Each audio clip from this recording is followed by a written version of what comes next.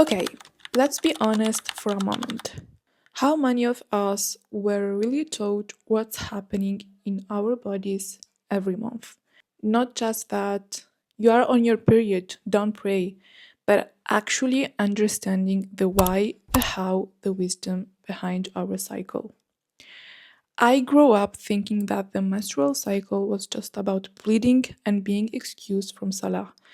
But the truth is, there is so much more going on in our bodies that we were never taught.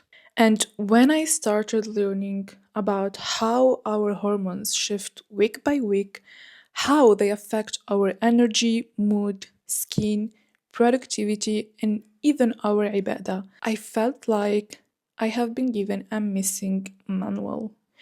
Imagine how differently we care for ourselves physically and spiritually if we truly understand this natural rhythm Allah gave us. The biggest misunderstanding in our communities that the menstrual cycle is just your period, but the cycle isn't just 5 or 7 days of bleeding. It's 28 day on average hormonal journey with 4 phases, and each one has its own energy, strength, and purpose.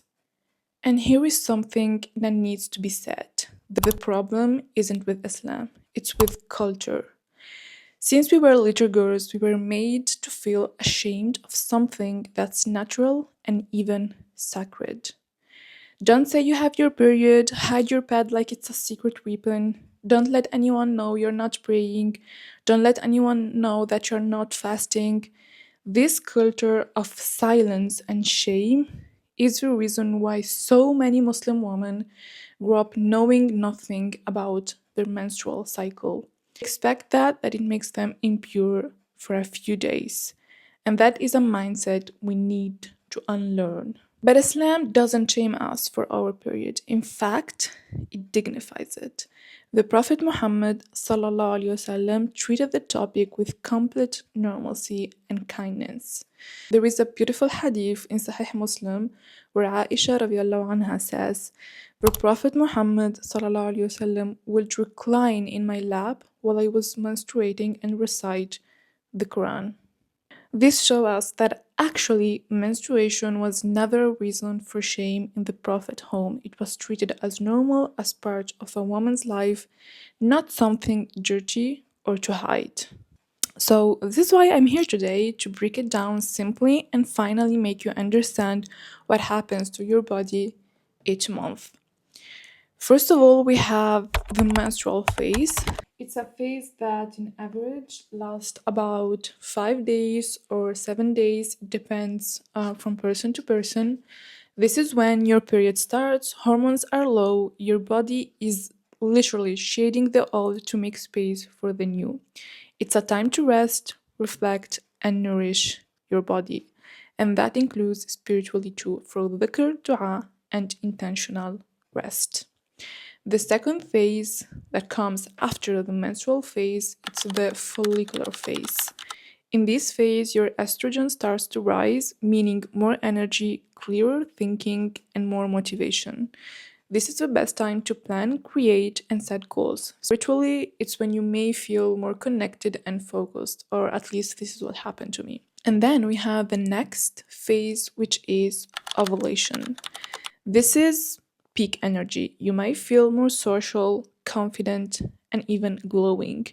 It's a short window, only a few days, but subhanAllah, it's also when your body is the most fertile. After that, we have the luteal phase. I think this is the worst phase that any woman can have. Here, the things slow down again. Progesterone rises, you may feel more inward, sensitive, and even emotional. Your body is preparing either for pregnancy or for your next period. This is a time to lean into self care, journaling, and grounding habits. When you start learning these phases and start, focusing more on what happens in these phases, it's gonna make your life easier. For example, if you have goals, plans, or something important that you have to do, you know when to do it. You finally know when to do it and how to be successful. So, when you start learning more and more about these phases, when you start noticing what is happening during these phases, maybe your life is going to be more easier. You will know when to make certain decisions, when to start working on certain goals or certain plans.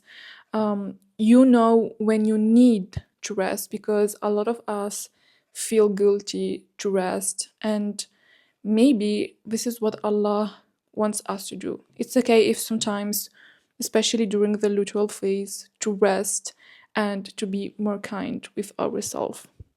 So, why should we, as Muslim women, understand all of this? First of all, because knowledge is empowering, because it helps us worship smarter and not harder, because Allah created us with intention and not randomness. And this is a very important thing to remember always.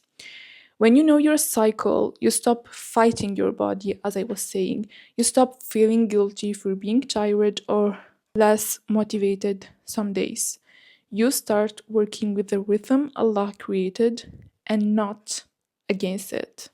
So let me know in the comments, did you grow up understanding your cycle, or is this all new to you too?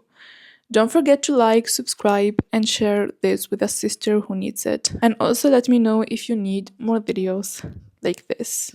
Assalamu alaikum.